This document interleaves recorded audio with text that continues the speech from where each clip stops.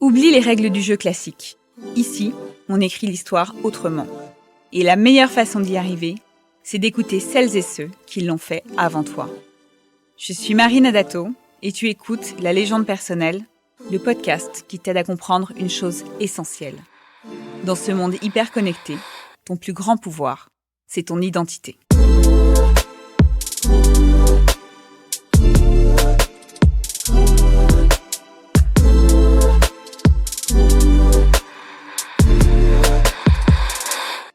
Aujourd'hui, j'accueille une rockstar du marketing digital, celui qui a changé le game du snack content en France. Pour commencer, je vais vous lire l'un de ses posts qui révèle tout son flair pour le spectacle et sa maîtrise des réseaux sociaux. Lui, c'est mon père, il a 61 ans, il nous fume tous sur TikTok. Ouais, il a 850K abonnés sur la plateforme. Comment il a fait ?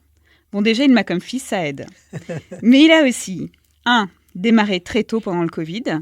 Plus tu commences tôt sur un réseau social, plus le reach organique est fort. 2. Trouver un nom qui marque. Il est médecin, publie du contenu sur la santé et se fait appeler Docteur TikTok. 3. Le time to market parfait. Il a parlé santé pendant le Covid. C'était le sujet numéro 1 sur les réseaux sociaux. Et son contenu a donc été plébiscité par la plateforme. 4. Être très régulier. Il publie tous les jours depuis 2 ans, jusqu'à plusieurs fois par jour. L'algo l'adore. 5. Créer du contenu de qualité. C'est pas parce que c'est mon père, mais c'est un bon médecin. Et s'il fait du reach, c'est que son contenu est bon. Marketing produit. 6. Utiliser tous les codes de la plateforme. Régulièrement, il répond aux commentaires de sa communauté en vidéo. Il crée du lien avec elle et améliore son capital sympathie. Bref, j'ai l'impression que c'est lui l'expert réseaux sociaux, pas moi. Heureusement, je le bats sur un truc. J'ai plus de cheveux que lui. Je suis en train de les perdre. Ce que je viens de vous lire, c'est pas juste un post, c'est une leçon de marketing par un gars qui a déjà joué et gagné. C'est l'histoire d'un homme qui voulait apprendre et s'amuser, qui a monté et vendu une première agence, plongé dans le monde cryptique des cryptos, et maintenant excelle dans le royaume du snack content. Un parcours qui inspire sans jamais se prendre au sérieux. Je ne pouvais pas clore cette intro sans parler du duo sacré qu'il forme avec Yann Benamou. Ensemble, ils transforment LinkedIn en leur propre scène où chaque post est un show à ne pas manquer. Alors préparez-vous à percer le secret du succès de sa légende personnelle. Mais d'abord, commencions par la question qui brûle les lèvres de tout le monde. Qui es-tu, Jérémy Bendayan ? Alors déjà, incroyable comme introduction, j'adore, c'est trop sympa. C'est émouvant parce que tu me fais penser à mon père et ce message-là. Et c'est vrai que tu disais, des fois j'ai l'impression que c'est lui l'expert réseaux sociaux parce qu'en fait... il a beaucoup appris. C'est vrai qu'il est très curieux, donc il apprend beaucoup à mes côtés. Et c'est incroyable ce qu'il fait maintenant. Il a plus d'1 million d'abonnés, je crois qu'il a 1,3 million, j'ai regardé hier. Ouais. Donc il a bien grossi. Et alors plus particulièrement qui je suis, moi je m'appelle Jérémy Bendayan, je suis le cofondateur d'une agence spécialisée en snack content vidéo qui s'appelle Splasher, comme tu l'évoquais. Mais avant tout, avant d'être patron d'une agence, je suis vraiment passionné par le marketing digital depuis ma plus tendre enfance. Pour te raconter mon histoire, moi, à l'âge de mes 8 ans, mon père m'avait acheté un ordinateur et j'ai commencé à geeker sur les jeux vidéo. Et à l'âge de mes 10-12 ans, je commençais déjà à créer des sites pour mon équipe de Counter-Strike avec mes copains. Donc j'ai commencé à toucher au monde et à l'univers du marketing. Je chattais sur Mirk, qui est l'ancêtre de MIRC, qui est l'ancêtre de Slack. On parlait avec d'autres joueurs sur Internet. Donc je suis vraiment un geek des réseaux sociaux. Et j'ai toujours été attiré par cet univers, cet aspect communautaire, de comment toucher une audience, comment jouer avec d'autres joueurs, comment rencontrer des joueurs à travers le monde. Et j'ai commencé à connaître le monde du marketing et digital très tôt, en fait, assez jeune, et à rentrer dans cette vague Internet. Donc, je l'ai prise dès mon plus jeune âge. Et voilà, et en fait, d'année en année, je me suis formé. Au début, j'étais destiné à devenir expert comptable, parce que c'était le souhait de ma mère. Je voulais que j'ai un vrai métier. Finalement, je ne lui ai pas fait plaisir, parce que j'ai fait des études d'expertise comptable, mais je me suis orienté vers une autre formation. J'ai fait un MBA en marketing digital et j'ai monté ma première agence il y a quelques années, qui était en 2013. C'est une agence qui s'appelait Advisors, qui était une agence d'achat média. Donc on gérait des campagnes de pub sur Google et Meta pour des marques. On a géré plus de 100 millions d'euros de budget publicitaire. Et grâce à cette agence, en fait, j'ai pu me former. J'ai pu mettre les mains dans le cambouis. Tu vois, moi, direct après mes études, j'ai monté une boîte.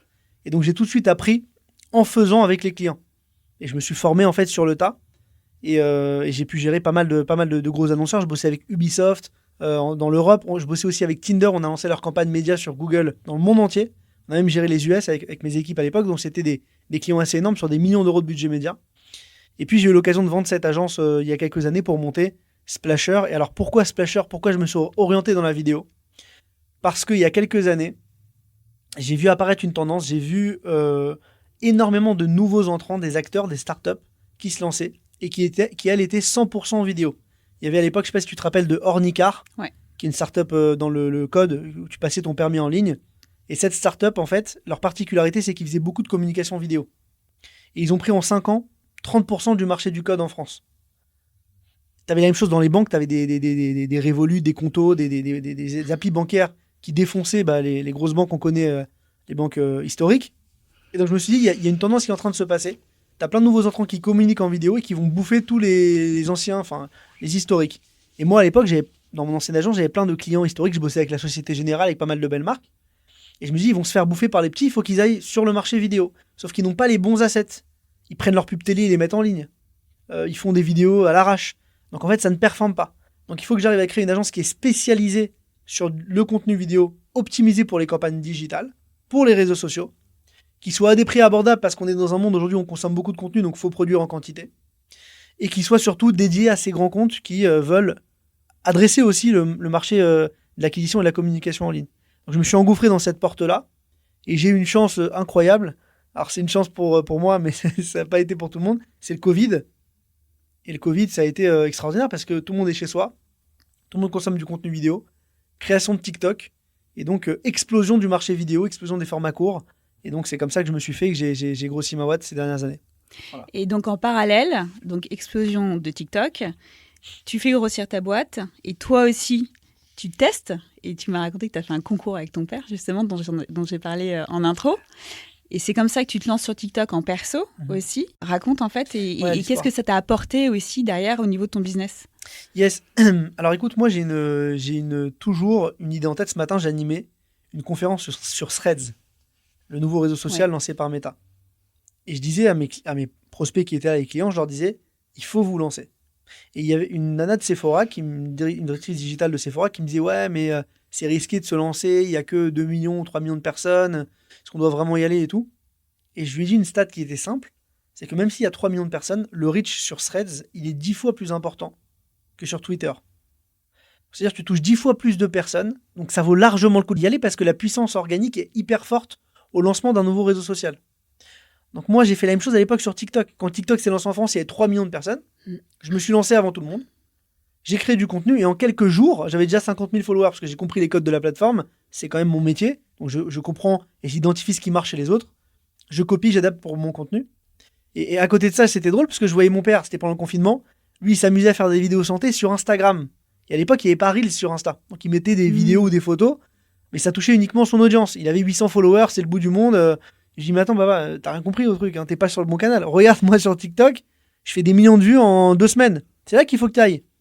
Il me dit, ah bon, je connais pas. Et, histoire extraordinaire, en 2 jours, il m'a dépassé. Et la première phrase qu'il m'a dit, il me dit, tu vois, Jérémy, je t'ai bien niqué. Il a dit qu'on pouvait dire des gros mots, mais c'est ce qu'il m'a dit. Voilà, je le répète. Et en fait, il m'a dépassé parce que, typiquement, tu l'as dit avant, dans la création de contenu, il y a aussi une notion de time to market. Et un enjeu, là, c'était l'enjeu Covid. Tout le monde consommait du contenu en rapport avec le Covid. Donc, comme c'était un médecin, il était hyper légitime pour parler de ce sujet. Donc, il a grossi hyper vite. Mais en même temps, il avait les codes parce que moi, je lui donnais les codes. Et aussi, c'est simple. C'est que du marketing. Moi, tu sais, j'ai eu une sorte de complexe quand j'étais jeune parce que j'ai fait des études d'expertise comptable et pas d'études de marketing. Et quand je t'ai dit que j'ai fait un MBA en marketing digital, je suis arrivé dans ce MBA en 5e année. Il y a plein de mecs qui venaient du marketing. Moi, c'était pas mon... Même si j'étais passionné, j'avais pas tous les outils, tous les mots-clés, je comprenais pas grand-chose. Tu me parlais de stratégie cross-canal, je savais même pas ce que c'était, etc. Et il y a une seule chose que j'ai retenue, c'est la stratégie des 4 P. Les 4 P, moi, je les utilise partout. Et dans ma façon de communiquer, dans la façon dont j'accompagne mes clients. Et les 4 P, c'est le produit. Donc le produit en lui-même, c'est... je prends l'exemple de mon père. Alors je considère que c'est un bon médecin, donc c'est un bon produit. Il a de la valeur ajoutée à partager. Donc en termes de marketing, c'est important d'avoir un bon produit. Il y a le P de place aussi. Place, c'est quel est l'endroit, quel est le lieu. Si tu veux, il aurait pu aller sur Instagram, c'était pas le bon place. Là, il était sur le bon endroit. C'est TikTok, parce que c'était le bon moment où les formats courts se lançaient.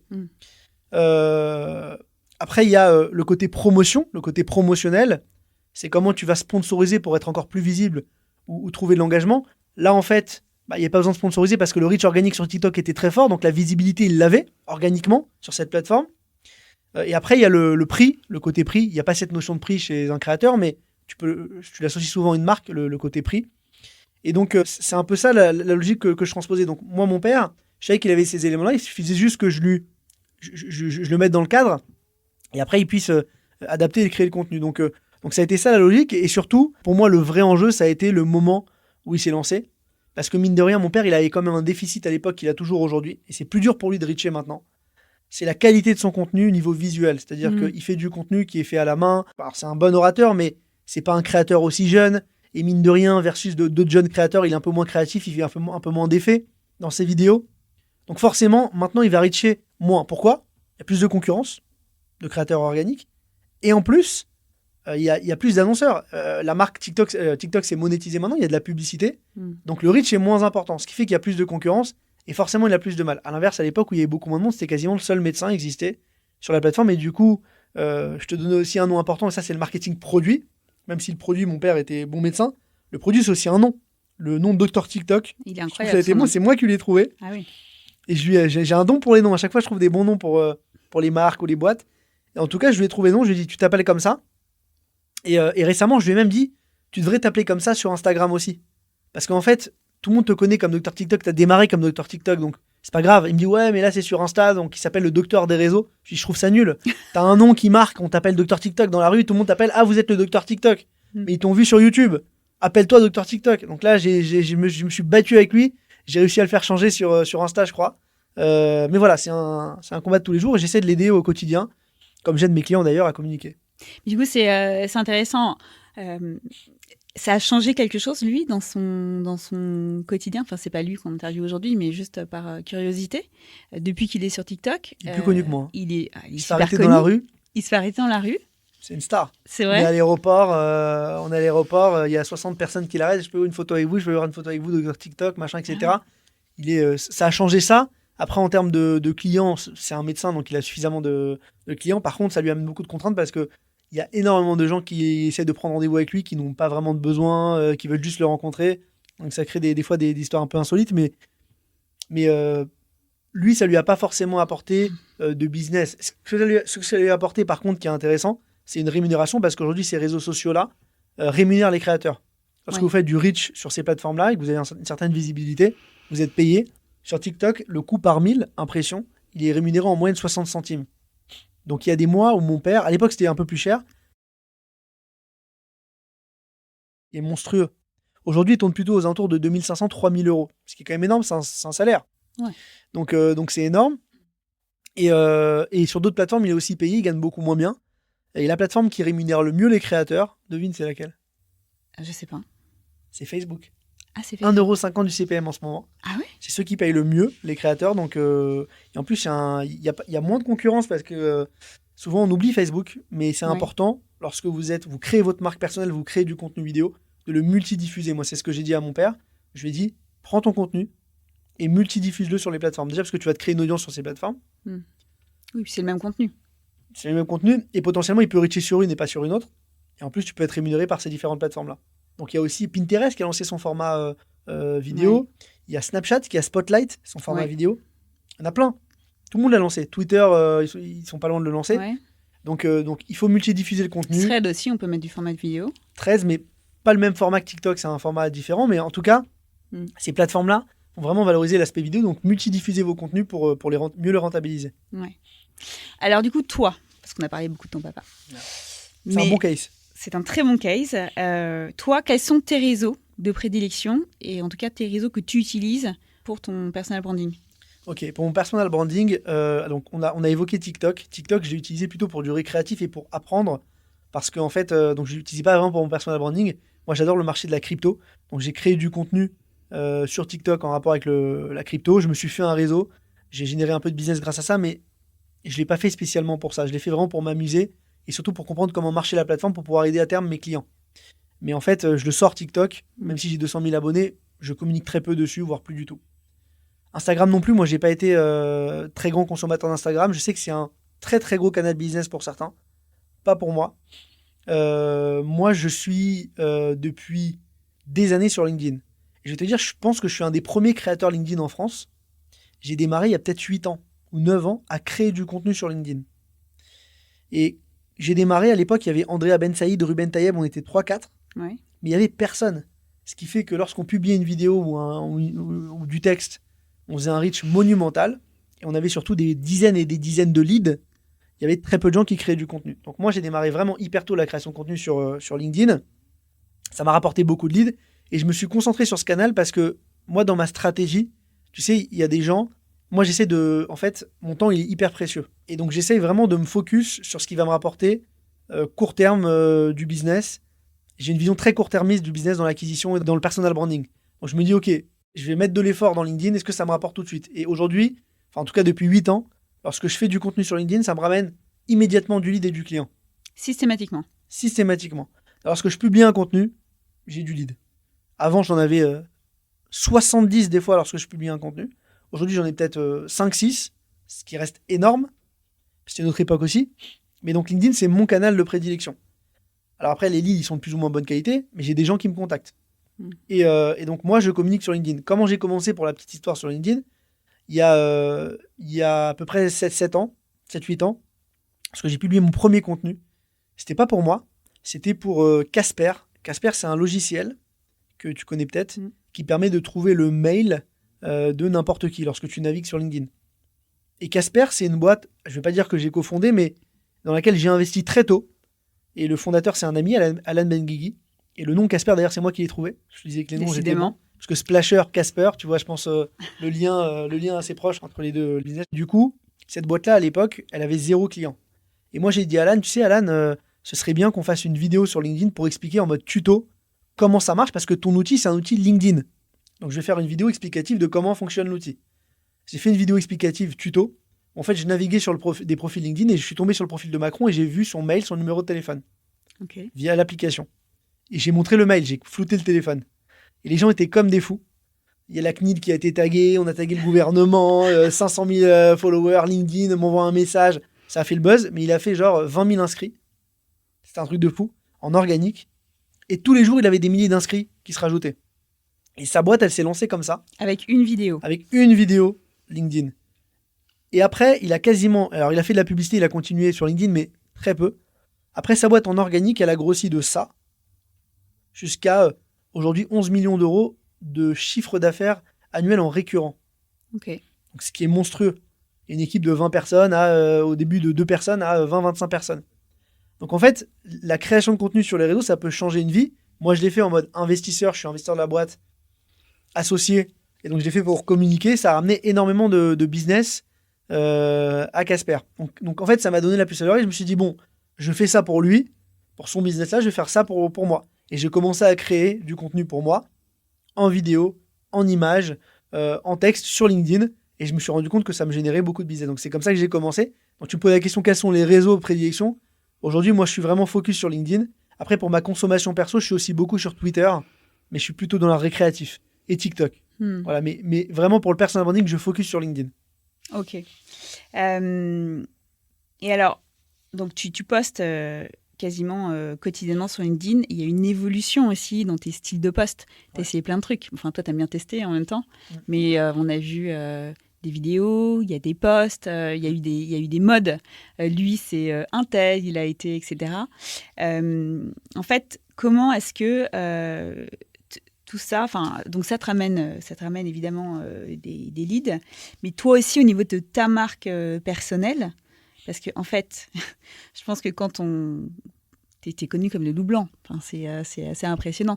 Mais est-ce que ça aussi, ça a joué quand on regarde le reach que tu as sous tes posts est toujours hyper soutenu?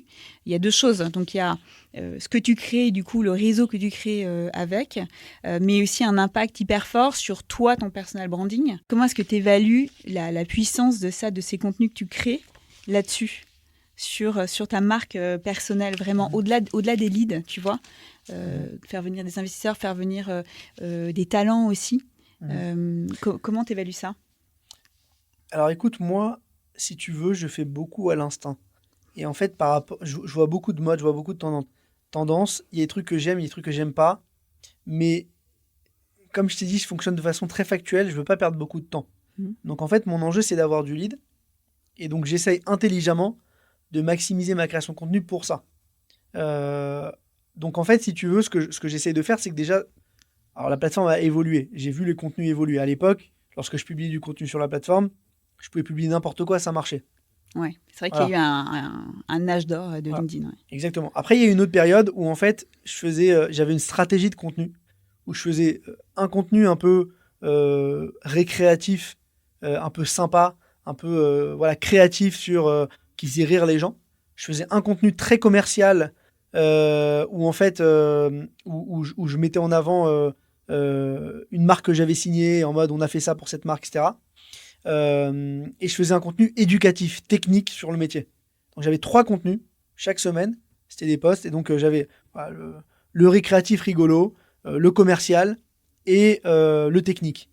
Celui qui marchait bien, c'était le récréatif, mais il m'apportait que de la visibilité et pas de lead. Le commercial m'apportait très peu de reach, mais une tonne de lead. Les gens, en fait, avaient vu mes contenus avant, et en fait, à la fin, ça convertissait. Et le dernier contenu, c'était le contenu éducatif technique où là, je me mettais légitime. Je n'étais pas comme tous les autres créateurs en mode je raconte ma vie, j'ai fait ci, j'ai fait ça. Et de temps en temps, je faisais un post personal branding. Ça veut dire, t'as compris ? J'ai compris. C'est voilà, j'ai réussi, j'ai fait, etc. Ça me saoulait beaucoup parce qu'il y a plein de créateurs qui se sont amusés à faire ça et faire que ça. Et ça marchait pour eux. Et je pense que ça marche encore pour certains. À un moment donné, j'ai dû tomber dans cette phase-là aussi. Et donc, j'ai commencé à publier 1 fois par jour, à être dicté par la plateforme, et en fait, faire beaucoup de contenu de ce type. Ça m'a moins plu, mais ça me rapportait un peu. Après, je me suis recentré. Et aujourd'hui, je pense que j'ai trouvé un bon juste milieu, où en fait, je me suis dit, je vais essayer de voir la plateforme différemment. Je vais essayer de voir la plateforme comme un vrai créateur de contenu, parce que maintenant, si tu veux, on a atteint un âge où la plateforme, elle est beaucoup plus mature, où il y a beaucoup de concurrence. Donc, aujourd'hui, il faut être beaucoup plus créatif qu'avant. Très peu de gens qui lisent tous les posts en entier, voilà. Donc je mise sur un format que j'affectionne qui est la vidéo, parce qu'il est plus dur à faire, il n'est pas accessible pour tous. J'essaie aussi de travailler des formats beaucoup plus créatifs que les formats simples face cam. Je vais garder des formats face caméra type expert où je parle, je dévoile une expertise, parce que c'est des formats qui marchent bien, type filmer podcast, comme ce qu'on fait aujourd'hui, etc.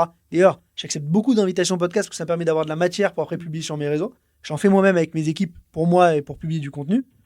Mais j'essaie d'être beaucoup plus créatif dans mes contenus. Et là, on a une stratégie avec Diane notamment, que tu as invité. On essaie de créer une sorte de duo ensemble, créatif, où en fait on crée plein de contenus vidéo. Chaque semaine, on publie ensemble maintenant 2 vidéos, où en fait on joue un peu sur notre duo, pour que les gens en fait nous voient comme une sorte de duo assez sympa.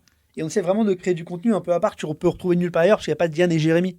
Et donc les gens vont se dire, ok, c'est les créatifs de Splasher, donc j'ai envie de bosser avec les créas de Splasher. Tu vois, parce qu'ils sont créatifs, parce qu'ils me font rire, parce que chaque semaine je vois des vidéos d'eux. Et donc, à un moment donné, quand Jérémy va partager un message en mode tiens, il a signé LinkedIn ou SNCF, ah ok, donc en plus de me faire rire, il accompagne des marques et il fait ça, je le contacte. Et donc, je garde toujours mes contenus commerciaux qui arrivent de temps en temps, qui reachent peu, mais qui amènent de la valeur. J'ai fait ci, j'ai fait ça, on a signé ci, on a signé ça. Mais en même temps, je les saupoudre de contenus qui sont vraiment récréatifs, très sympas avec le duo Diane. Et on essaie de faire des vraies strates un peu rigolotes. Par exemple, on fait un room tour de nos bureaux en mode fun, un peu à la TikTok. Et on s'inspire beaucoup de TikTok, c'est-à-dire qu'on prend des tendances qui marchent sur TikTok, qu'on transforme sur LinkedIn. Là, par exemple, Diane, on a fait une tendance TikTok avec une musique, et où en fait on danse, et là, c'est sur la musique Run. Donc Run, tu connais ? Ouais, je l'ai vu. C'est court. Ouais. Et en fait, on a mis une phrase en haut, quand un client te fait 50 000 retours sur tes vidéos, bah, tu cours.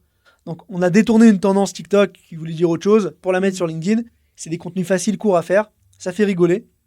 Et même s'ils apportent pas énormément de valeur, bah, les gens ils se disent ok, ils sont pas là pour me vendre quelque chose, ils sont pas là pour se la péter, ils sont là pour me faire rire. Et du coup, avec qui tu as envie de bosser ? Tu as envie de bosser avec des gens qui t'amusent, avec des gens qui te plaisent, avec des gens avec qui tu vas t'amuser. Moi, à l'époque, je sponsorisais des événements business, l'événement Les Big Boss que tu connais, auquel tu as participé. Bah, les prestats, ils signaient avec moi parce que j'étais sympa et parce qu'on rigolait. Parce que j'étais bon prestat, on se connaissait à peine, ils ont un choix énorme. Sur les réseaux, c'est exactement la même chose, c'est la vraie vie. tu préféreras sûrement bosser avec un mec qui te fait rire, qui t'amuse au quotidien, qu'avec 5 ou 10 agences qui vont être en appel d'offres. Et en appel d'offres, ça fait la différence. Il y a énormément de gens, mes commerciaux ils me sollicitent beaucoup parce qu'ils disent ce serait bien que Jérémy soit là lors du call. Mais je sers à rien lors de call, j'ai même pas suivi le truc. Mais je suis là, juste avec de présence, je dis bonjour. Et le mec en début de call me dit j'ai vu ta vidéo avec Diane, hein, c'est drôle. Ouais. J'espère qu'on fera pas beaucoup de retours, nous, t'inquiète, dans les vidéos. J'ai servi juste à ça, ça l'a fait rire. Et il m'a montré que. Donc tu vois, ça aide des fois. Et c'est des gros appels d'offres qui nous ramènent beaucoup de business.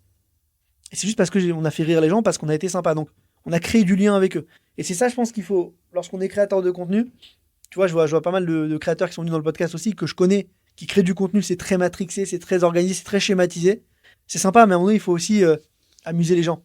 Ouais. Quand on est sur un réseau social, on veut se décomplexer, on veut se décontracter. On est sur des plateformes d'entertainment. Quand on est sur TikTok, on est sur du récréatif. Quand on est sur Insta aussi, même quand on est sur LinkedIn de plus en plus. S'il y a que des messages, j'ai fait ci, j'ai fait ça, et trop technique, à la fin, tu peux plus consommer. Donc il faut aussi des fois s'amuser, faire rire son audience. Et je pense qu'il y a de la place pour des créateurs TikTok sur LinkedIn. Parce qu'ils ont aussi besoin de business, ils peuvent faire rire. Il y a Victor Ashbury, Vito Vidéo, qui est venu sur LinkedIn, qui partage du contenu à forte valeur ajoutée, qui est un très bon créateur de contenu. Et c'est ça que j'aimerais voir sur LinkedIn de plus en plus. Et donc j'essaie de ressembler à ces créateurs-là en étant beaucoup plus créatif qu'avant. Je voudrais juste revenir sur le duo que tu formes avec Diane. Donc là, vous venez de sortir un nouveau format style TikTok. Où, du coup, vous apprenez, enfin, en tout cas, vous faites passer des tendances d'un réseau à un autre. Donc pour ceux qui ne sont pas sur TikTok, qui peuvent le découvrir. Moi, je voudrais revenir sur les 2 dernières vidéos que j'ai vues qui m'ont... Je m'en suis pas remise. Votre vidéo de Noël, qui était incroyable. Et la vidéo aussi, et on l'a passée dans l'épisode avec Diane, où elle a dit que tu étais une IA. En fait, ces vidéos qui, au-delà de vraiment entertainer à fond LinkedIn, et je pense qu'à part vous, on ne voit personne faire ça, en tout cas en France. Qu'est-ce que ça t'apporte ? Enfin, qu'est-ce que ça vous apporte chez Splasher, justement en termes de clients. Donc, tu l'as dit, du coup, les gens ont envie que tu viennes au call, etc. Mais en termes à la fois de recrutement des talents, j'imagine que ça a un impact très fort. Des clients, tu en as parlé, mais à quel moment, en fait, vous vous êtes dit, tiens, on va faire ça, et après, on va tirer le fil à fond pour justement devenir les personnes les plus sympas de LinkedIn, quoi, pour créer un business et des relations très fortes avec nos clients. Alors, il y a plusieurs questions en une, mais je vais te répondre d'abord. Après, je parlerai des collaborateurs, c'est intéressant pour les recrutements, la marque personnelle, pour amener la marque employeur, pardon, pour amener du monde, c'est intéressant aussi, c'est un autre sujet. Je vais te répondre sur ces vidéos-là. Chez nous, on les appelle les bangers. Pourquoi les bangers ? Parce que on en fait une tous les 2 mois. Donc ça, c'est des vidéos un peu à part. Je t'ai parlé des tendances TikTok qu'on récupérait sur LinkedIn. Ça, c'est des formats snack qu'on fait en 2 secondes avec Diane. J'ai un tournage demain avec elle. Ça nous prend 2 minutes. On vient à 9h le matin, on en tourne 2. Ça nous prend peu de temps, mais ça fait rire les gens. Et en fait, on crée du lien parce qu'on est dans un monde aujourd'hui, on appelle ça le snack content. Le contenu sandwich, tu consommes et après tu oublies. Mais il faut qu'on reste dans la tête des gens. Donc on en crée fréquemment, histoire de garder du lien avec eux. D'ailleurs, j'ai fait un post sur le sujet ce matin où je dis cette vidéo ne sert à rien. Elle dure 7 secondes. C'est une vidéo juste rigolote. On me voit bouger un peu. Mais en fait, elle sert juste à ce qu'on garde le lien ensemble. Tu vas me revoir dans ton feed.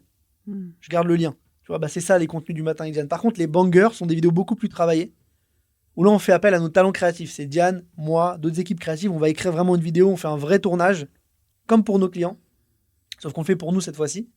Et on va faire une vidéo banger. Et cette vidéo-là, le but, c'est de reacher un maximum. Qu'est-ce que ça nous apporte tout de suite ? Pas spécialement du lead, mais plutôt une énorme visibilité. Parce que les gens se disent, ils rigolent en voyant nos vidéos. La première qu'on a faite, c'était il y a 2 ans. Sur le poisson d'avril, on avait changé le nom de la marque Splasher, on l'avait appelé Plouf. C'est à l'époque des élections. Et on avait dit que Splasher, c'était trop américain, on voulait un truc un peu français.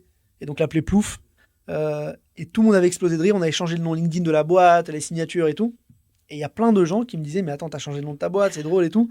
Donc ça a été extraordinaire pendant une grosse période. Derrière, on avait lancé d'autres vidéos sur le Blue Monday, mais une qui a vraiment bien marché, c'est l'IA aussi que tu as évoqué. Il y a des gens, je te mens pas, j'étais à un événement potentiel de femmes il n'y a pas longtemps chez Sabrina Nabé. Il y a plein de gens qui pensaient que j'existais pas. Je te jure que c'est vrai, j'ai dit, mais attendez, vous êtes possible. il y a des gens qui, je pense encore aujourd'hui, pensent que je suis une IA, que c'est Diane derrière moi. Ce n'est pas Diane, j'existe. C'était une vidéo. Mais c'est un truc de fou. Donc, en fait... Et alors, ce format-là, peut-être je vais décevoir certaines personnes. Mais ce format-là, on l'a trouvé chez un créateur aux US qui avait fait ça. Mais qui avait fait ça, alors, un peu différemment de nous. Mais ce qu'il faut comprendre aussi, c'est que nous, on est... pas dire des copieurs, mais on trouve des tendances, des choses qui marchent, on va réadapter à notre sauce. C'est souvent des fois hyper compliqué de trouver une idée créative aussi folle que ça. C'est pas simple. Le poisson d'avril, c'était une idée originale d'un de nos gars, mais des fois, souvent, on récupère des tendances ou des idées. Parce qu'il faut se dire qu'on est dans un monde où le contenu est roi, mais le contenu, il se périme vite. Ouais. Il y a un phénomène de fatigue publicitaire, fatigue créative. Donc, tu peux pas produire autant et avoir toutes ces idées. Donc, des fois, on s'inspire aussi d'autres. Voilà, je tiens à le rappeler. C'est important. Donc ça, ces vidéos bangers, on en fait une tous les 2 mois et ça nous amène beaucoup de reach. Et après, tu parlais de la marque employeur aussi. Et alors, la marque employeur, c'est un sujet hyper important pour nous parce qu'on recrute énormément. Et alors, ce qui est cool, c'est que depuis le début de Splasher, on a peu de mal à recruter. Pourquoi ? Parce que lorsqu'on met une offre d'emploi, souvent les gens nous connaissent et se disent « Putain, j'adorerais bosser dans cette boîte ». Donc ça, c'est méga cool. Et on a énormément de candidatures spontanées. Donc il y a plein de gens qui disent j'aimerais bosser chez vous, j'adore. Donc nous on passe des CV aux différents patrons d'agence lorsqu'on en reçoit. Mais sur notre boîte email, on doit recevoir une 30aine de CV par semaine de gens qui postulent. Des CDI, des alternants, de tout. Et lorsqu'on met une offre, on est hyper visible. Donc ça ramène beaucoup de choses en termes pour la marque employeur. C'est pas uniquement en termes de clients, je te parle de clients. Et d'ailleurs LinkedIn, je m'en suis servi pour recruter Diane parce que Diane, j'ai vu son CV vidéo sur LinkedIn. Ouais. Tu t'es battu. Je me suis battu pour l'avoir. Je me suis bagarré. Je l'ai eu plusieurs fois, mais elle m'avait vu aussi sur les réseaux. Elle avait eu mon ton, donc ça m'a aidé aussi. Tu vois, quand il y a plein de gens qui disent j'adore la bonne ambiance de Splasher, ils sont même pas chez nous. Ouais. Parce qu'en fait, ils voient nos vidéos. En fait, je suis un tyran au bureau. Je suis un vrai méchant. C'est faux, les vidéos. C'est pas vrai. Hein. Je suis pas comme ça. Non. Pour le coup, c'est vrai. On a une très bonne relation, Diane et moi, mais voilà, l'idée, c'est qu'il y a plein de gens qui nous disent vous devez vous éclater au bureau. Je veux mon travail des fois, hein, mais voilà, ils veulent faire partie de ce monde. Donc, c'est hyper important de montrer aussi les coulisses de sa boîte. Et avec Diane, on essaie de montrer aussi d'autres collaborateurs pour essayer de vraiment ramener un peu plus de monde avec nous, d'embarquer du monde.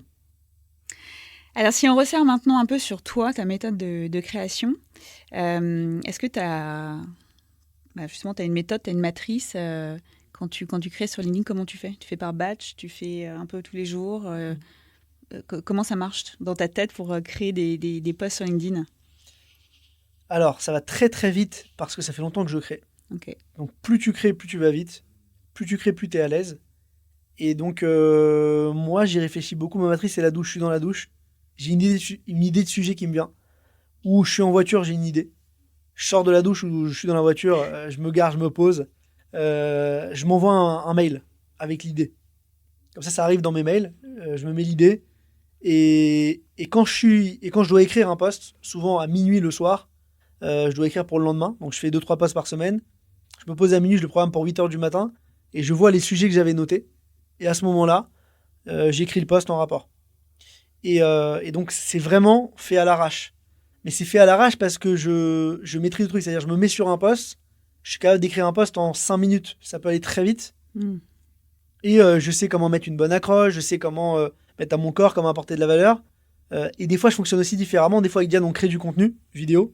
Et donc là, j'ai pas l'idée du post. Mais par exemple, hier, on a fait un contenu vidéo où en fait... je suis assis sur une chaise et tu me vois, Diane, elle zoome sur moi avec ses doigts comme ça. Et en fait, ça zoome, ça dézoome, ça fait des effets un peu de bruit sur moi. Et elle apportait rien en valeur, cette vidéo. Mais elle était juste rigolote. Tu vas regarder, tu te dis, mais c'est débile. Et en fait, j'ai dit à Diane, mais qu'est-ce qu'on va mettre comme titre ? Je dis, ah oui, j'ai compris, ok. Je vais leur dire qu'en fait, cette vidéo, elle sert à rien, parce qu'elle sert vraiment à rien. Elle sert juste à garder le lien. Et j'ai expliqué l'importance de créer du snack pour des fois garder le lien. Même si on n'a pas grand-chose à dire, c'est important de parler à son audience. Donc j'ai trouvé le sujet. Je me le suis noté, je n'ai pas fini d'écrire, je l'écrirai demain. Et au final, j'ai écrit le soir même, elle était publiée ce matin, j'ai même pas regardé la publication. Et visiblement, ça a bien reaché, ça a fait presque 150 likes, plus de 20 000 vues, etc. Donc les gens l'ont vu, ont rigolé, ont commenté, vous nous faites rire, merci, c'est drôle. Mais bon, pas spécialement de valeur. Par contre, je crée du lien, je garde du contact avec les gens. Et donc voilà, donc j'ai pas vraiment de matrice comme peuvent l'avoir des créateurs avec un Notion compliqué, etc. Moi, je suis vraiment... au feeling, quand j'ai des idées qui me viennent, je les note un peu comme un créatif comme ça et j'écris assez rapidement. Et tu gardes le contact. Du coup, tu as toujours un lien émotionnel avec ton audience. Ouais, j'essaie C'est d'apporter ça ton toujours truc. de la valeur et toujours voilà. Et aussi, par contre, on a quand même, alors je mens un peu parce qu'on a quand même des points fixés avec Diane où chaque 2 semaines, on a 2 heures ensemble, on se pose et on doit faire 6 vidéos. Ok. Donc c'est obligatoire, on se pose et on doit sortir cette vidéo. On n'a pas de but. Elle a juste des idées qu'elle a vues en tendance TikTok, des machins et tout. On doit sortir ces vidéos de là. Là, il y a une vidéo qu'on va faire demain matin, par exemple. On a eu l'idée tout à l'heure. On va arriver plus tôt. Et à 9h30, on va filmer les gens qui rentrent au bureau. Et on va voir leur gueule le matin. Et on va les noter sur 10. Et on prend les 10 premiers comme ça, tu vois. Et en fait, on les note sur 10. Et on va voir ceux qui arrivent à 9h45, à 10h, les gueules qu'ils ont, s'ils sont sympas, joyeux, etc. Les groupes, ceux qui sont mal lunés. C'est débile, mais au final, tu montes ta boîte. C'est sympa. Tu montes des collaborateurs. Ça reste créatif parce que tu sais du contenu vidéo, c'est notre métier. Et on refait parler de nous. Après, on a aussi une autre vidéo qu'on va sortir de Diane et moi parce qu'on aime bien se montrer en scène tous les deux. On la tourne demain aussi. C'est, on va dire, quand les réseaux sociaux t'ont matrixé le cerveau. Mhm. Et en fait, la vidéo elle commence, on est assis tous les deux Diane à côté sur un bureau, on travaille. Moi, je prends une bouteille de Perrier, je la regarde, j'aime pas, je fais comme ça, je la secoue, ça devient un Coca Zéro. Je bois, c'est des effets. Après, Diane, elle me regarde, elle me dit, elle voit mon t-shirt, il est blanc. Elle appuie comme ça sur mon t-shirt et devient noir. Donc, je suis en t-shirt noir. Et après, moi, je lui fais genre, et toi? Et moi, j'arrache son t-shirt et en fait, elle change de tenue. Et en fait, en gros, c'est pour dire qu'on fait des effets dans la vie réelle. Mais du coup, c'est surtout pour montrer notre créativité, comment on sait créer du contenu. Et que les clients ils disent waouh, j'aime bien leurs effets, peut-être qu'ils vont mettre ça dans mes vidéos, peut-être que ça va être aussi cool, peut-être qu'ils auront des idées aussi créatives pour nous. Donc on a des idées, et là demain matin on a 2 vidéos à tourner ensemble.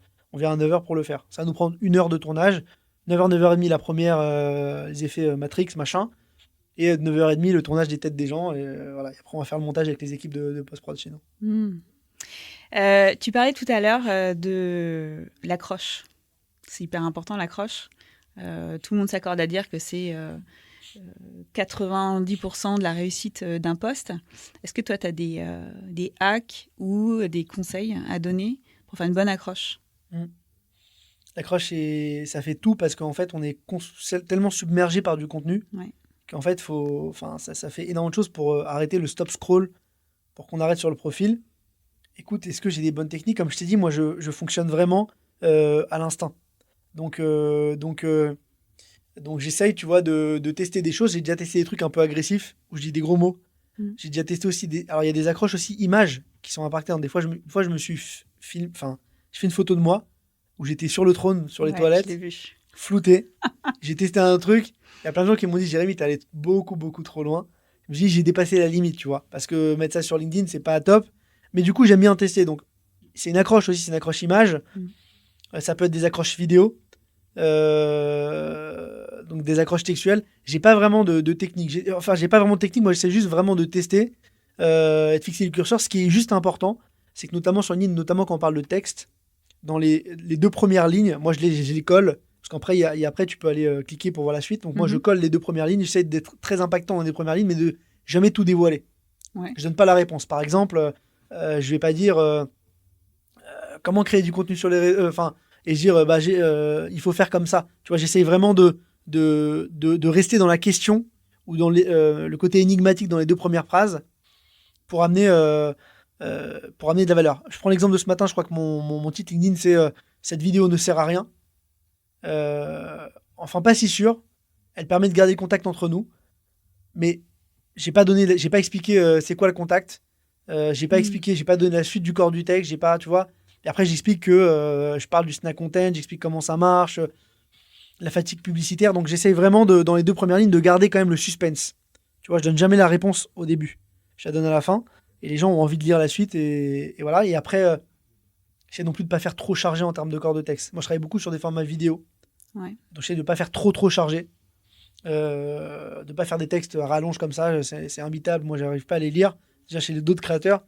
Donc, moi, je fais une dizaine de lignes grand maximum, tu vois, pour faire un truc assez court, assez catchy, et faire des phrases très courtes et donner envie de lire la suite.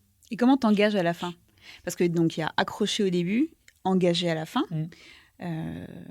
Bon, c'est pas toujours évident de trouver une formule qui fait pas trop, hyper commercial ou enfin j'ai pas trop de mots là, mais en tout cas c'est difficile d'engager les gens à commenter parce qu'on sait que ce qui va faire qu'un post fonctionne, c'est les commentaires essentiellement. Toi, tu as toujours plein de commentaires sur tes posts. Alors après, tu as aussi tous, justement, ça va avec ton contact global, c'est-à-dire que tu as cette espèce d'énergie que tu partages avec ton audience. Mais pour quelqu'un qui ne serait pas à ton stade, quel conseil tu leur donnerais pour engager en fin de post, justement pour avoir des commentaires? En fait, d'inciter à l'interaction, de poser des questions, déjà, tout simplement, tu vois, d'être dans la question, dans le questionnement, de pouvoir demander de l'avis d'autres gens. Ouais. Moi, je l'ai fait au début. Après, si tu veux, en tout cas, je parle pour moi parce que moi, en fait, chacun a son ambition. Oui. Tu vois, moi, mon ambition, je t'ai dit, c'est d'avoir du lead. Donc, qu'est-ce que je fais pour pouvoir récupérer du lead? Je vais mettre un lien vers mon site web. Et ce lien vers le site web, je le mets en commentaire, je le mets pas sur mon post pour que ça reach mieux. Donc, je mets pas de lien directement dans les posts parce que ça impacte le reach négativement, parce que ça redirige vers un trafic externe. Encore maintenant Un peu moins qu'avant, mais ça impacte parce qu'en fait, tu sors de LinkedIn. Oui. Donc, si tu sors de LinkedIn, la plateforme, elle te valorise un peu moins. Donc, je mets en premier commentaire et les gens, ils vont ou ils vont pas. Voilà. Mais mon but, c'est d'avoir quand même du lead. Après, c'est vrai que je me pose pas trop la question de comment engager en commentaire, parce que j'en ai pas mal, et des gens qui engagent, mais pourquoi j'en ai pas mal?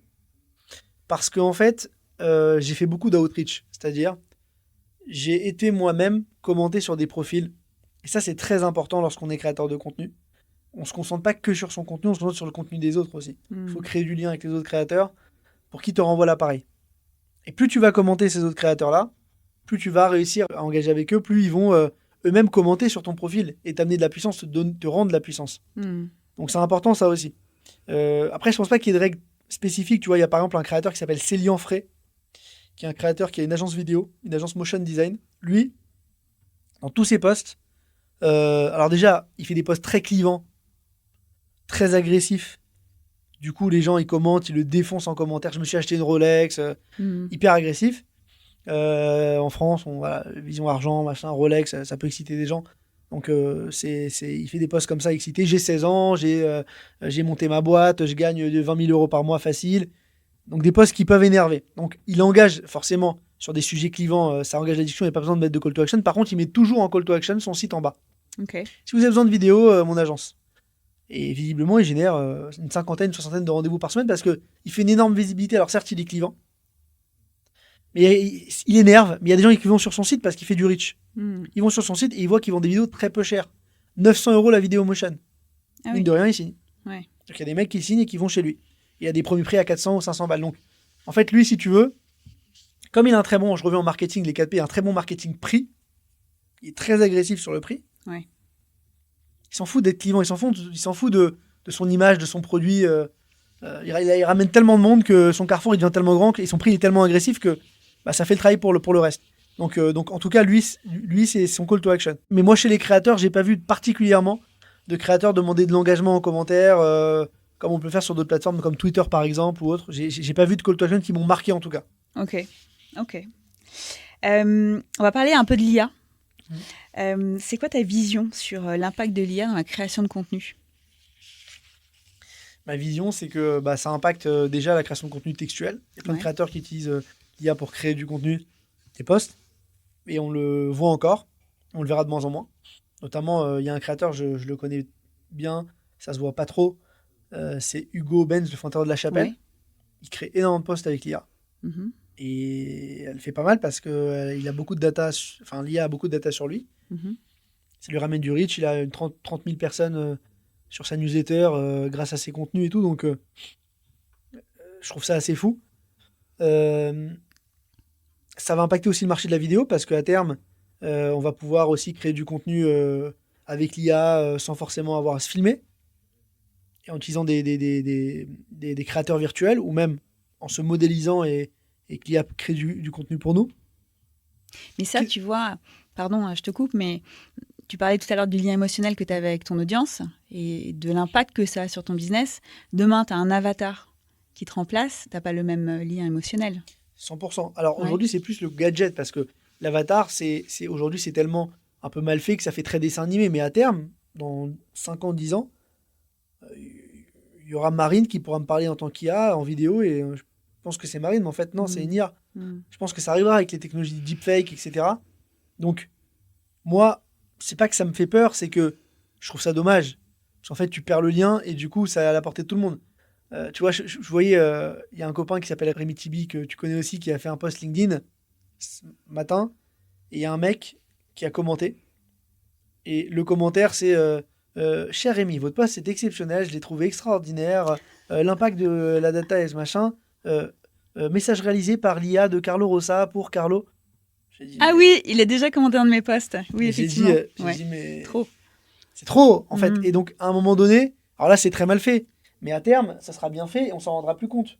C'est comme, voilà, c'est le truc, c'est que tu perds le lien avec ton audience et du coup, le vrai problème pour moi, c'est comme aussi à l'époque, je sais pas si tu connaissais cette phase-là, où tu avais en fait des copywriters qui écrivaient pour les CEO. Oui. Mais qui écrivaient tout pour les CEO. Les CEO ne faisaient plus rien. Mhm. Je trouvais ça horrible. Les posts n'avaient aucune valeur ajoutée, c'était beaucoup de personal branding. D'ailleurs, ça s'est arrêté. Maintenant, on est plus sur des posts un peu plus techniques à vraie valeur ajoutée. Et les meilleurs créateurs, ce sont les entrepreneurs, par exemple, qu'on forme, qu'on coach, qui eux-mêmes rédigent du contenu ou qui sont aidés pour rédiger du contenu. Mais ils vont être à la source de la création de contenu parce que c'est eux qui apportent la valeur, c'est eux les experts sur le sujet. Ou alors qui, en vidéo, partagent de la valeur. Mais je trouve ça dommage de faire écrire par quelqu'un d'autre cette valeur-là parce qu'au final, tu n'as plus la valeur. Et donc, tout ce qui est copywriting externalisé, je trouvais ça assez naze. Et je pense que l'IA, à terme, alors en tout cas au début, ça apportera des choses pas top. À terme, ce sera peut-être de plus en plus intéressant, parce que l'IA se nourrira de data. Mais je ne suis pas fan du modèle. Je pense que ça peut tuer les réseaux sociaux, comme on les connaît aujourd'hui. Et donc à terme, il y aura peut-être des réseaux sociaux qui t'obligeront à vérifier ton identité, vérifier que c'est bien toi, que tu n'utilises pas d'outils et d'IA. Parce que tu voudras peut-être plus de vérité, plus de réalité. Tu ne voudras pas parler entre IA et tu ne voudras pas te faire chier. Au final, à terme, imagine LinkedIn, c'est que les IA qui parlent entre elles. Tu vois le délire. Mais tu sais qu'il y a des visios comme ça où tout le monde envoie son assistant IA pour prendre des notes. Et il y a des gens qui vont pas au visio. Alors c'est beaucoup à l'international, hein, mais qui vont pas au visio. Donc tu te retrouves avec peut-être 2 personnes en chair et en os et plein de petits assistants IA qui prennent des notes. C'est fou. Ouais, ça existe déjà. Et effectivement, après, il y a des règles qui sont en train d'être mises qui disent si t'es pas au rendez-vous, t'envoies pas ton IA pour prendre des notes. Ouais. T'as pas de rendez-vous, t'as pas de notes, tant pis pour toi. Mais oui, effectivement, il y a quand même un point de vigilance hyper fort à avoir. Pour moi, ça peut tuer les réseaux. Donc à terme, il y aura des réseaux qui vont imposer, pour ne pas mourir, qui vont imposer des contenus non IA et tout. Il y a TikTok d'ailleurs qui avait un projet. C'était de monter une autre plateforme. Je l'ai appris récemment. Qui ne soit dédiée qu'à ces modèles de création de contenu-là. Par IA. Par exemple, non, mais en fait, c'est une sorte de réseau social où en fait, tu peux parler face caméra et avec des filtres. Il n'y a que des filtres, tu peux devenir un autre personnage. C'est un truc un peu futuriste, un peu rigolo. Et pour décaler peut-être un peu l'audience, je sais pas si vous voulez lier à l'IA ou pas, mais en tout cas, tout ce qui est réalité virtuelle, truc un peu jeu. Ok. Donc voilà, en tout cas, moi, je vois pas ça d'un très bon œil. Parce que je pense qu'aujourd'hui, en tout cas, la valeur, elle est chez les entrepreneurs. Moi, pourquoi je consomme du contenu? Alors, je consomme très peu de contenu sur LinkedIn. J'y passe très peu de temps. Pourquoi? Parce que j'y trouve plus de valeur ajoutée. Plus du tout. En fait, les créateurs post, ça ne m'intéresse pas parce que je sais que c'est full bullshité ou full écrit avec des bots ou avec n'importe qui. La vidéo, ça m'intéresse déjà un peu plus. Donc, quand je tombe sur des vidéos sympas, je regarde parce que c'est plus de valeur ajoutée. Après, les formats podcast, de moins en moins parce que j'en vois beaucoup aussi. Mais j'aime bien les formats un peu originaux. C'est pour ça que je me suis mis à faire des formats un peu originaux. À l'inverse, je consomme mon contenu plutôt sur TikTok aujourd'hui ou sur Twitter. Ok. Twitter, il y a moins de bots. Parce qu'en fait, Twitter, il n'y a pas cette course aux followers, à cet engagement. On est plus sur du vrai récréatif. Quand on est sur Twitter, on consomme du contenu assez sympa, assez malin. C'est pas... donc en fait, on n'est pas sur ce modèle-là. Ok. Comment est-ce que toi, tu gères les critiques ou des commentaires négatifs? Est-ce que tu en as déjà? J'en ai eu pas mal. Ouais. Comment je les gère? Au début, ça me vexait. Après, je m'en fous un petit peu. J'ai compris que vivre avec les réseaux sociaux, c'était vivre avec des critiques. c'est sûr que ça me dérange encore aujourd'hui, parce que des fois, tu fais des gros bad buzz et tu as des grosses critiques. Quand je vois des gens très virulents et très agressifs, je bloque comme ça, je me prends même pas la tête. Et en fait, mon cerveau, il squeeze. Quand il y a des commentaires même constructifs, mais virulents, je réponds. Et j'engage la discussion. Il y a des gens, des fois, qui ont été virulents avec moi, j'ai engagé la discussion. Finalement, ça s'est pas mal fini. Mais je le gère plutôt bien. Après, je pense que si j'étais créateur plutôt B2C sur des réseaux type TikTok ou Instagram, je pourrais mal le vivre. Par exemple, il y a quelqu'un qui a pris une vidéo de moi et qui l'a mise sur LinkedIn et cette vidéo, elle a fait 2 ou 3 millions de vues. Je commençais à lire des commentaires. Le mec, il se moquait de moi, ou machin. J'ai lu une phrase, j'ai dit, bon, tu sais quoi, je regarde même pas. Donc, je ne regarde même pas. Certaines fois, ça ne m'intéresse pas. Parce que ça peut en fait tout simplement te miner la tête, te faire douter de toi. Et moi, je pense qu'il faut tirer le positif de ça. C'est certains commentaires agressifs t'amènent de la viralité et te font aussi exploser en termes de visibilité. Voilà. La bonne stratégie, c'est pas de bloquer tout le monde, mais c'est d'arriver à engager la discussion avec les plus virulents pour en faire des fidèles ambassadeurs après. Okay. Donc ça, c'est potentiellement la règle. Et si tu arrives à retourner un commentaire négatif en positif, tu as tout gagné. Donc je pense qu'il faut interagir, jouer avec les commentaires.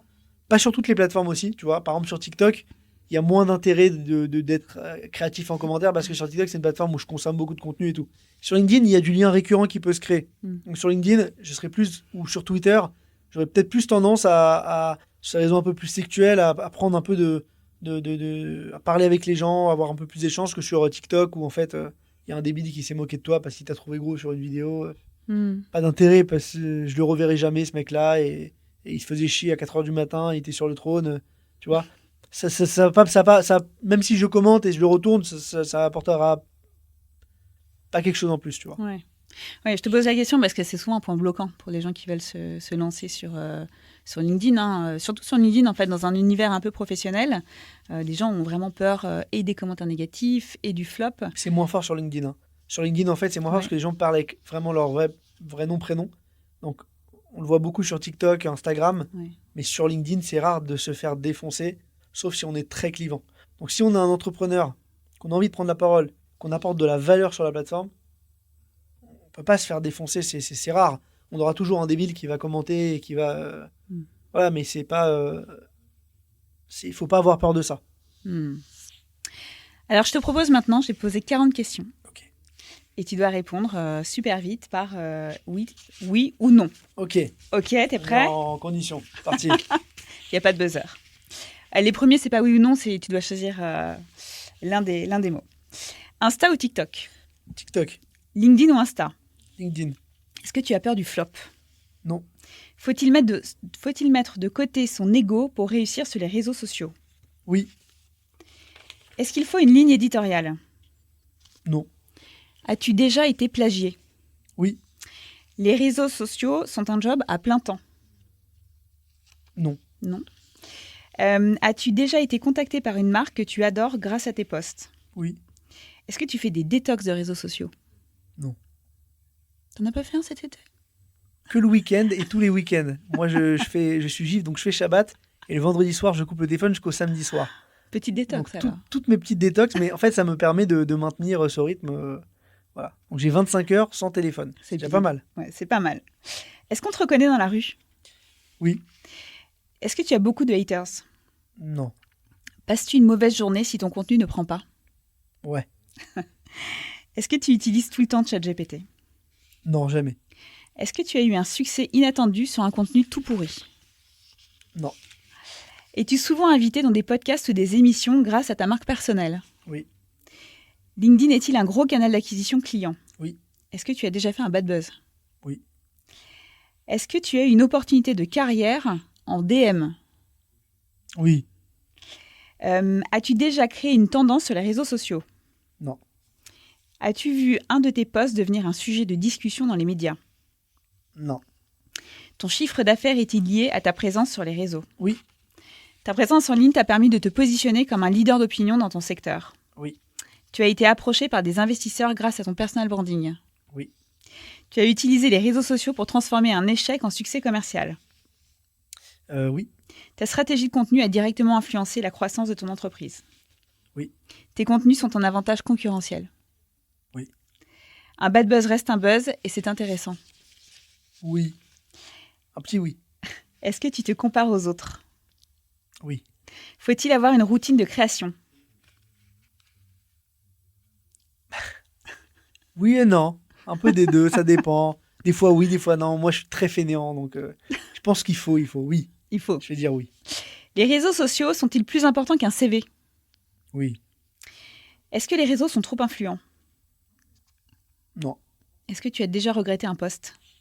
Oui. L'authenticité prime-t-elle sur la qualité? Oui. Est-ce que la quantité prime sur la qualité? Oui. Oui. Est-ce que les réseaux sont indispensables au succès? Je dirais oui. Ouais. As-tu déjà refusé une collaboration Je peux pas hyper dire ça, lucrative? je peux pas dire ça, mais je dis oui, Oui. volontairement pour être agressif. Ok. Mais c'est pas, C'est pour mon TikTok, ça. non, mais c'est pas ça. C'est qu'en fait, il y a plein de gens qui veulent réussir aujourd'hui, Mm. et je leur dis mais il faut communiquer, il faut, tu vois. Je prends un exemple et après je te laisserai finir les questions, mais tu connais Sad Bey, je donne toujours cet exemple, le créateur, Bien le sûr. turc là qui sale. C'était un mec dans sa cuisine qui salait de la viande et un jour il s'est pris en photo, il s'est mis sur Instagram. Ça a changé sa vie. Mm. Il aurait pu ne pas le faire. Alors il réussissait avant, il avait un resto en Turquie, très bien. Il gagnait bien sa vie. Par contre ça a fait passer son business à l'échelle. Ouais. Tout dépend où tu mets le curseur. Tu peux ouvrir un resto demain, réussir ta vie, tu veux, pourquoi pas plus. Donc en fait c'est si t'es bon, si t'as un bon produit, si tu fais ça bien, ça t'amène de l'échelle en fait. Les 4P. Exactement. Les 4P sur les réseaux Ça sociaux. amène de l'échelle. C'est ça. Est-ce que tu as déjà refusé une collaboration hyper lucrative? Oui. Les réseaux sont-ils une source de stress? Non. Est-ce que les réseaux favorisent la créativité? Oui. Est-ce que tu as peur quand tu appuies sur le bouton publier? Non. Je suis excité. Est-ce que les réseaux sont un accélérateur professionnel? Du coup, Oui. tu as répondu tout à l'heure. Bravo, tu as répondu aux 40 questions. Magnifique. C'était facile. Alors, on va passer à la partie conseil, hyper actionnable. Si tu devais recommencer à zéro, qu'est-ce que tu ferais en premier? Si je devais recommencer à zéro, aujourd'hui, j'irais sur une plateforme où il y a un reach organique très fort. Donc j'irais sur Threads. J'irais sur Threads parce qu'il y a peu d'audience. Le reach organique, il est monstrueux. Et donc je me créerai un réseau sur ce canal-là parce qu'il démarre. J'irai aussi sur LinkedIn parce que LinkedIn, ça reste mon canal fort. Et donc j'essaierai en fait de communiquer. Par contre, je prendrai l'approche différemment et j'essaierai d'abord de me créer un réseau, un cercle de premiers fidèles, premiers ambassadeurs. Donc j'aurai l'idée peut-être de créer un podcast, parce que je trouve que c'est une bonne idée pour rencontrer des gens, en les mettant en lumière, mais en même temps en créant du lien avec eux. Je trouve que le podcast, c'est un bon moyen de créer son réseau et son premier cercle d'ambassadeurs. Et ça permet aussi d'avoir du contenu vidéo qui est facilement repartageable et publiable sur tous les canaux, comme TikTok, Insta. Donc je me lancerai sur TikTok, Insta Short, sans réelles ambitions. Puis s'il y a un contenu qui prend, c'est la magie. Ok. Je suis sur la bonne voie alors. Ouais. C'est pas mal. J'aurais fait ça, hein. Donc là, tu as donné tes idées si tu recommences à zéro. Ok. Mais est-ce qu'il y a en plus 3 conseils hyper actionnables pour ceux qui aujourd'hui veulent se lancer, qui n'ont pas forcément les moyens de faire un podcast? Comment ils font? Premier conseil, c'est de contacter Marine déjà. Oh. C'est d'appeler Marine. Vous allez sur la légende personnelle, vous allez sur le site légendepersonnelle.fr, je ne sais pas si c'est .com.fr. Vous allez .io, vous allez formulaire de contact, nom, prénom, mail, téléphone, numéro de sécurité sociale. Vous contactez Marine. Elle prend la carte de sécu. Absolument. Et la mutuelle. Et la mutuelle. Non, mais voilà, sans déconner, déjà, je me ferai... alors, les conseils, c'est de se faire accompagner par un expert aussi. Alors, parce que si je ne maîtrise pas forcément les canaux, ça vaut le coup de se faire aider. Si je redémarre à zéro, il y a peut-être des conseils que j'ai besoin en écriture, en création de contenu, tu vois.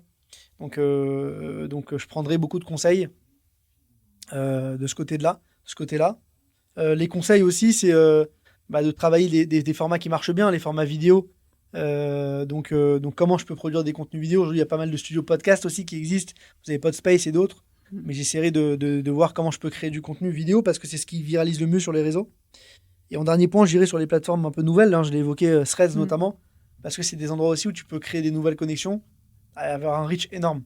Donc je je sélectionnerai mes plateformes avec attention, j'irai pas partout.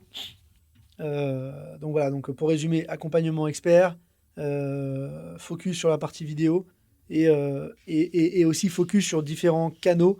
Je sélectionnerai plutôt Threads et LinkedIn dans un premier temps, si j'ai une logique plutôt business. Et si j'ai une logique plutôt création de contenu, médias, visibilité, c'est plutôt TikTok, Instagram, YouTube, short. Quel est le conseil que tu aurais aimé recevoir quand tu t'es lancé? Vas-y, lance-toi. Vas-y, lance-toi. N'aie pas peur, c'est rien. Ouais. C'est rien. Bon, ok, tu vas un peu stresser, un peu bégayer, tu vas refaire 10 fois ta vidéo, mais à la fin, au final, ça va passer tout seul. Donc lance-toi. Combien de fois j'ai dit à des gens comme ça, je dis, vas-y, lance-toi, c'est rien. Ça va, on s'en fout, tu montes ta tête, c'est pas grave. Tu vois, il y a la cousine de ma femme qui lance un livre. Ouais, j'ai pas envie de montrer ma tête. Je dis, mais c'est bon, Rebecca, vas-y, c'est rien. Ça va changer ta vie. T'as du super contenu. Vas-y, lance-toi. Donc en fait, c'est à un moment donné, il faut. D'ailleurs, je te le dis, toi, je sais pas si tu te rappelles, Marie, Ouais, je j'en dis, sais ça bien. va, il faut y Ouais, aller, c'est ouais. rien, ça va changer ta vie. Ouais.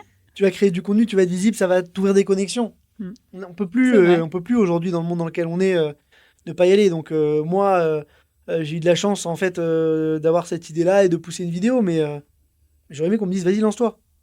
Lance-toi plus tôt. Lance-toi plus tôt. C'est ça, au tout début. Ouais, Finalement. vas-y, même plus tôt. J'aurais été youtubeur, j'aurais pu être youtubeur, j'ai raté la vague YouTube, ça aurait été hyper intéressant. Ouais. Imagine Jérémy, youtubeur à la MrBeast, comme ça, qui 3 Ouais. millions d'abonnés. Non, mais ça aurait été bien. Maintenant, YouTube, le game, il est beaucoup plus dur. T'as Short qui te permet d'avoir des followers, mais c'est pas la même chose. C'est dur, short. Hein. Ça dépend. Ça dépend des créateurs. Moi, il y a mon père qui a 150 000 abonnés sur YouTube en un mois. Ah oui. Donc, ça dépend des contenus. Faut être vraiment très régulier. Ok. Très, très, très régulier. Et quand même avoir un contenu qui est particulièrement Ouais, alors en tout cas, intéressant. Short, ça valorise beaucoup les contenus comme ça, récréatifs et tout. Ouais. Les contenus plutôt entrepreneuriat, business et tout, peut-être un peu moins. Hmm. Mais en tout cas, il y arrive bien, mon père. Ok. Même food aussi, t'as Père et Fiche, le compte Oui, Père et Père et Fiche, Fiche, c'est très très fort. qui ce qu'il cartonne fait. sur Ouais. YouTube.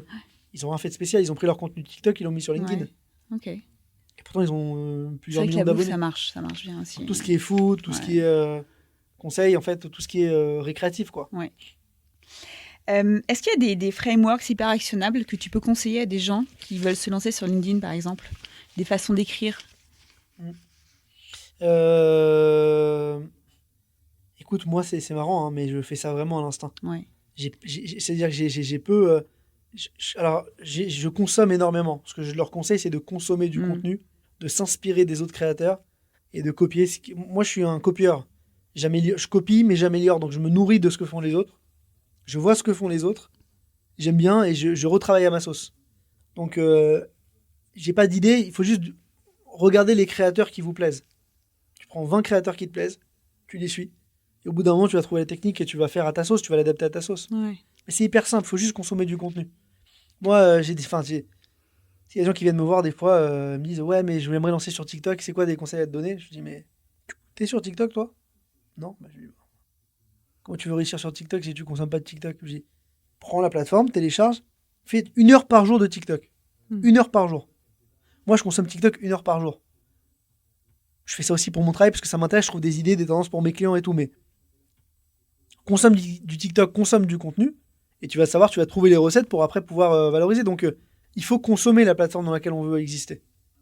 Sinon, c'est dur. Après, je t'ai dit un truc un peu vrai et faux parce que LinkedIn, je consomme de moins en moins.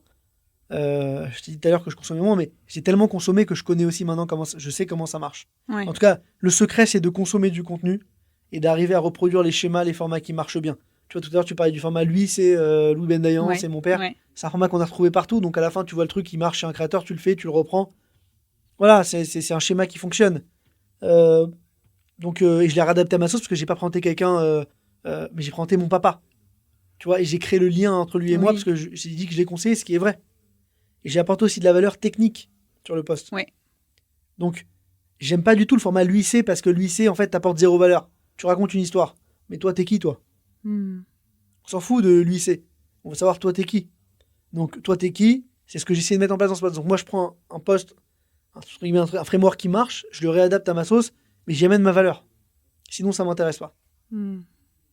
Oui, de toute façon, c'est ce qu'il faut faire. Enfin, en tout cas, de toutes les personnes que j'ai interviewées avant, c'est Thomas Rivol qui disait ça, quand tu fais un post LinkedIn, c'est accroche forte et derrière valeur, pour que en fait, la personne n'ait pas envie de s'arrêter de lire. Donc effectivement, c'est intéressant. Et ça me fait penser d'ailleurs, ce format de se mettre en photo sur LinkedIn, ça a été importé d'Instagram. Il y a des tendances aussi, du coup, mais c'est ce que vous faites aussi avec Diane. En fait, vous importez cette tendance TikTok sur LinkedIn. C'est intéressant aussi de se dire à un moment donné, comment est-ce que je vais chercher une tendance qui est sur un autre réseau et que je l'amène sur un réseau qui n'était pas prédestiné à ça et créer une nouvelle tendance, en fait. Et c'est ce que vous faites aussi un peu là avec Diane. Exactement. Comme on consomme tous du contenu sur toutes les plateformes, quand tu es sur LinkedIn, c'est sympa de retrouver du contenu TikTok. Il y a beaucoup d'utilisateurs LinkedIn qui sont sur TikTok. Notamment, tu as aujourd'hui 24 millions, 25 millions de Français qui sont sur TikTok. C'est quasiment la moitié de la population. Donc à un moment donné, ces contenus-là, tu les trouves sur LinkedIn en récréatif, adaptés au canal qui parle de business, de métier, ça t'intéresse. Donc c'est juste qu'il faut être un peu créatif. Il y a des bonnes idées partout. Nous, on a eu l'idée de prendre des contenus LinkedIn, les mettre sur TikTok. TikTok, l'inverse plutôt. Prendre des contenus TikTok, les mettre sur LinkedIn et ça fonctionne. Donc il faut avoir des idées, essayer d'être un peu créatif dans ces sujets-là. Et oser casser un peu les codes. Voilà, oser casser les codes. Par contre, toujours apporter de la valeur. Donc quand on dit apporter de la valeur, c'est même si je fais une vidéo LinkedIn qui, mine de rien, j'ai l'impression qu'elle apporte pas de valeur, je vais essayer de trouver un post où je vais essayer d'expliquer pourquoi je l'ai faite. Pour garder le lien avec l'audience. Ouais, c'est ça. Toujours avoir ce conseil qui va expliquer aux gens qu'en fait, tu fais rien par hasard. Alors qu'en fait, j'ai fait vraiment ça par hasard. Faut le dire. C'est vraiment ça avec Diane parce qu'on n'avait pas d'idée de post. Après, j'ai dit, mais puis qu'est-ce qu'on va écrire, Diane, sur ce post de merde? Juste, je voulais revenir sur Thread. Du coup, Thread, ça a été un peu une histoire. C'était disponible partout, sauf en Europe. Je me souviens, c'est toi qui m'avais dit tu mets un VPN et t'essayes de faire le truc, etc. Ça a été ensuite complètement coupé. Donc, il y a une espèce de d'ébullition quand les gens arrivaient à aller dessus sans que ce soit autorisé, entre guillemets, en France. Et maintenant que c'est ouvert, donc il n'y a pas beaucoup de... Tu disais, il y a 2 millions d'utilisateurs, c'est ça? On estime à 3 millions. 3 millions d'utilisateurs. Et pour toi, c'est un contenu, enfin, c'est une plateforme qui va marcher? Ou c'est parce qu'il y a eu quand même beaucoup de gens, tu vois, qui ont fait mon retour d'expérience. Oui, bah, finalement, non, je vais retourner sur Twitter X. C'est quoi ton avis, toi, sur ce réseau? Écoute, moi, j'ai pas spécialement d'avis. Ton intuition, j'ai envie de dire. Mon intuition, c'est qu'il faut y aller parce qu'en fait, le rapport risque-rentable est hyper important. C'est-à-dire que déjà, le taux d'engagement, je l'ai dit ce matin lorsque je parlais avec sur la conférence Threads, c'est que le taux d'engagement est 10 fois plus important sur Threads que sur Twitter. Donc déjà, rien qu'aujourd'hui, avec 100 000 followers sur Threads, on peut avoir le reach d'1 million sur Twitter. Okay. Donc il faut y aller quoi qu'il arrive, parce que le reach, il est fort aujourd'hui, donc on peut tout de suite toucher. Et potentiellement, si demain, ça devient gros, demain, si ça devient gros, c'est jackpot parce que t'es arrivé au début, t'as beaucoup de followers. Potentiellement, ça peut devenir gros parce que c'est Meta derrière. Meta a lancé Reels, Meta a lancé les Stories. Alors, ils l'ont lancé sur la plateforme Instagram, mais est-ce que là, ça va marcher sur une autre app?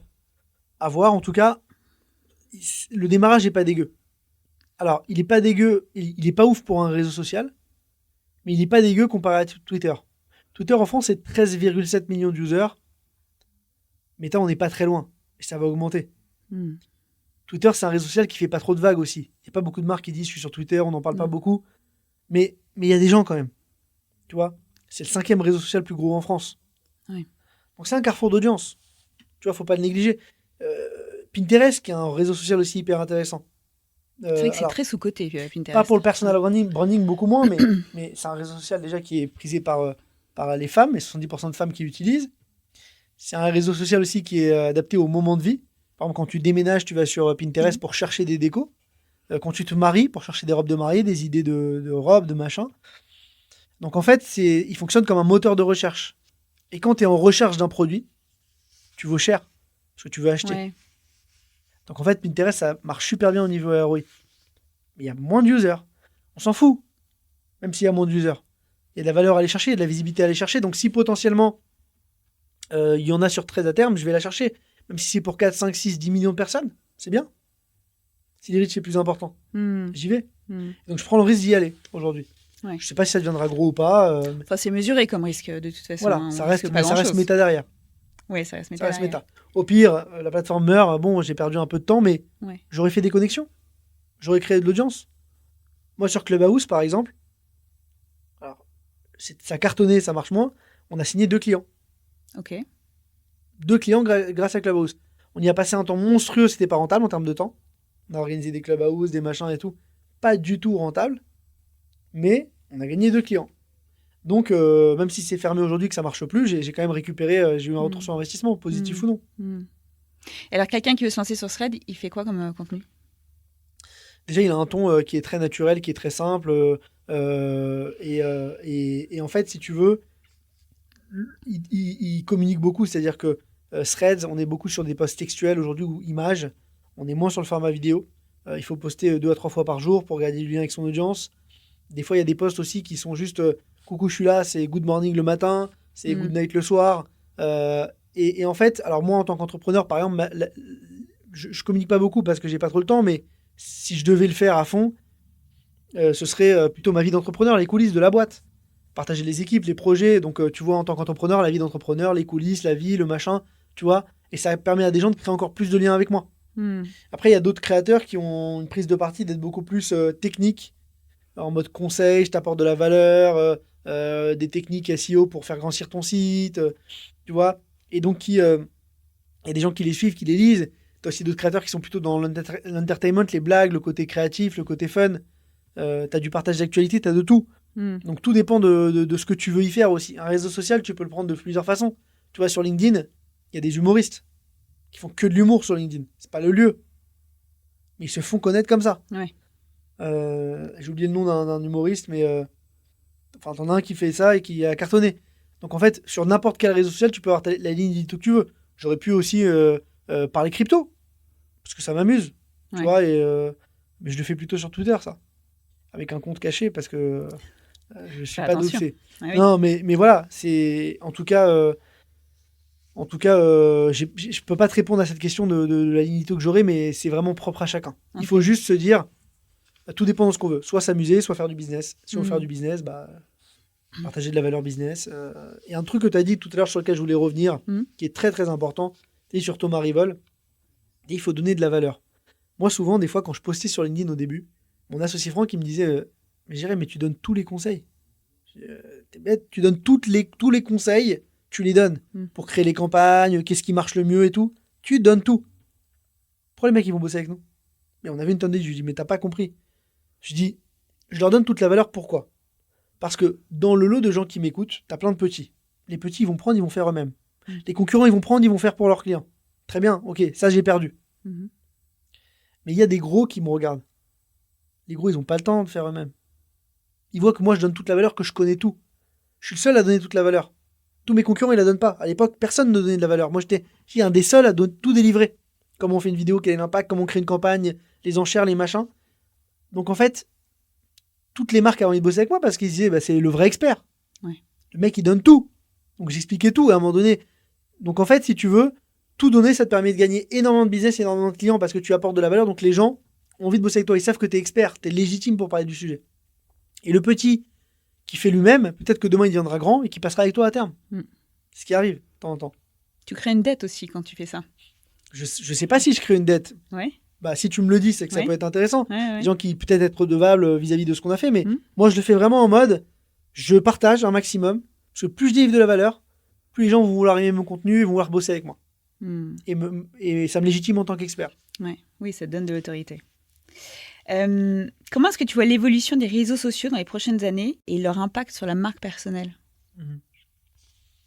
L'évolution, bah, pour moi, ça va toujours être important dans la société.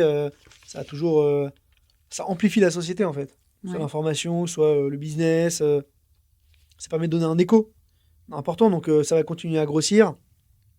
Les entrepreneurs, les restaurateurs, les petits commerces, tout le monde va être de plus en plus au fait de devoir créer du contenu. On a de plus en plus de créateurs de contenu maintenant. Il y a la créateur économie. Tout le monde, je sais pas, il y a une application qui est une des 10 applications les plus téléchargées au monde, qui est CapCut, une application de montage. Donc tout ça fait qu'aujourd'hui, on crée de plus en plus de contenu. Donc les réseaux sociaux vont grossir avec. Et donc ça, c'est un sujet en tout cas que je vois évoluer dans les prochaines années. Et j'ai pas la deuxième question que tu disais aussi. Et du coup, l'impact sur la marque personnelle. L'impact sur la marque personnelle, c'est que je pense que comme tout sera amplifié, la marque personnelle le sera aussi. Quand tu es créateur de contenu, tu communiques et tu crées du contenu pour viraliser, faire de l'audience. Quand tu es entrepreneur, tu vas devoir créer du contenu pour gagner du client et pour avoir de l'écho et de la portée. Parce que je pense que c'est ce que tu disais avant. En fait, déjà pour choper du client aujourd'hui, avant on avait Google, avant on avait les pages jaunes et maintenant on a la création de contenu vidéo. Sur Insta, sur TikTok, sur LinkedIn, sur les réseaux, on prend la parole. Donc plus on le fait, plus on est légitime, plus on est valorisé en tant qu'expert et plus on veut bosser avec nous. Et quand on est face à de la concurrence, ça aide aussi à signer encore plus. Donc pour moi, c'est le futur. Enfin, en tout cas, les réseaux sociaux vont impacter bien évidemment la communication personnelle et la marque personnelle. Il faudra y compter sur eux, 100%. Est-ce qu'il y a une tendance émergente qu'on doit surveiller à part Thread? Je pense qu'on l'a évoqué, c'est l'IA. C'est comment l'IA va impacter la création de contenu dans la marque personnelle. Est-ce que demain, tu n'auras pas des créateurs qui ne seront pas là et qui te feront des contenus? Et du coup, est-ce que moi, je vais arrêter de consommer TikTok parce qu'en fait, je me rends compte que c'est pas les créateurs, en fait. Je suis sur Netflix, en fait, quand je vais sur TikTok, parce que c'est des IA qui créent des films. Parce que je vais pas faire comme j'ai fait sur LinkedIn et je vais arrêter de consommer parce que c'était des copywriters qui écrivaient pour les CEO. Et au final, quand j'ai envie de parler à un CEO, maintenant, je vais faire un call avec lui. Parce que je veux prendre la valeur au téléphone. Et je sais que sur LinkedIn, c'est son agence de copywriting qui écrit pour lui. Et donc, aucun intérêt. Moi, j'ai des très bons copains entrepreneurs qui sont excellents. Je vais pas les citer, mais j'aimerais les citer pour leur montrer et leur dire arrêtez vos conneries. Qui font écrire leurs posts par des gens, mais complètement. C'est-à-dire qu'ils apportent aucune valeur. Je veux bien que tu fasses écrire. C'est forcément, tu te fais aider. Mais apporte de la valeur. Les posts, ils sont nuls. Ils sont nuls alors qu'ils sont eux-mêmes excellents. Ils ont des super boîtes. Et ça, je trouve ça dommage. Et ça me fait moins aimer LinkedIn. Ouais. Donc, je consomme moins de contenu sur cette plateforme. Alors, on arrive à la partie de la conclusion. Quelle est la principale leçon que tu aimerais que les auditeurs retiennent de nos conversations ? La principale leçon, on l'a dit tout à l'heure, c'est le fait de devoir se lancer aujourd'hui. On a souvent peur de le faire, mais en fait, ça peut tellement changer votre vie. Ça peut tellement vous apporter énormément de choses, de la satisfaction personnelle, de la notoriété, de la visibilité, du réseau, de la presse, qu'en fait, c'est un énorme booster. Moi, si j'avais pas ça, je pense que je serais un entrepreneur lambda. Ma boîte, elle aurait beaucoup moins grossi. Donc, j'aurais peut-être été beaucoup moins successful. J'aurais peut-être pas vendu mes business.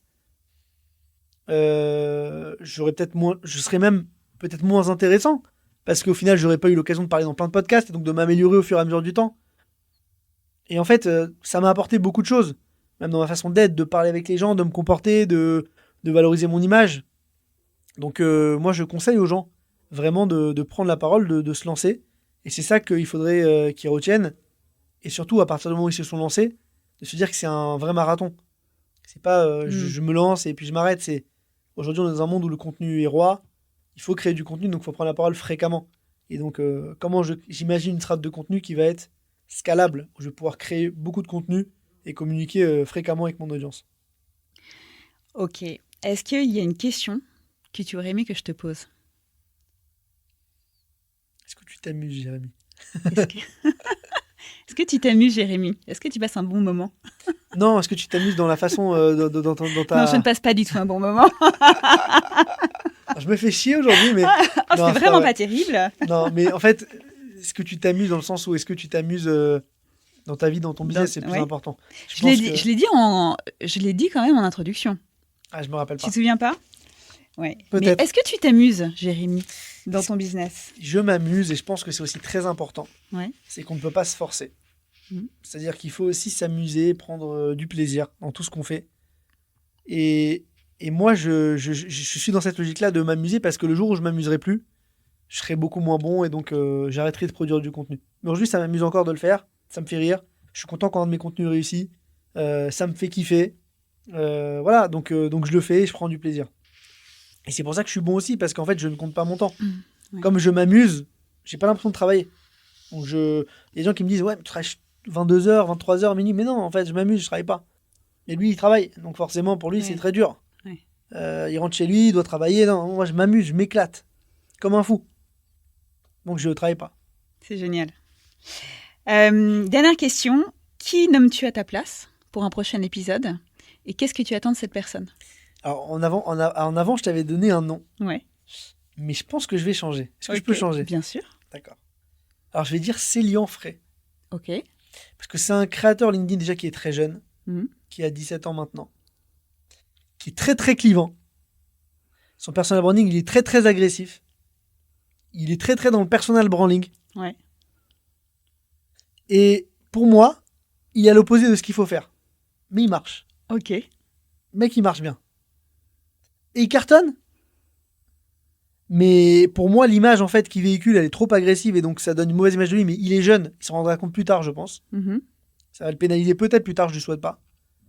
Mais aujourd'hui, court terme, ça lui apporte du business sur sa boîte. Ok. Et quand même un peu de légitimité parce qu'il y a pas mal de mecs qui bossent avec lui, qui sont contents, Oui, ce que tu des disais belles boîtes tout à et tout. l'heure. Ouais.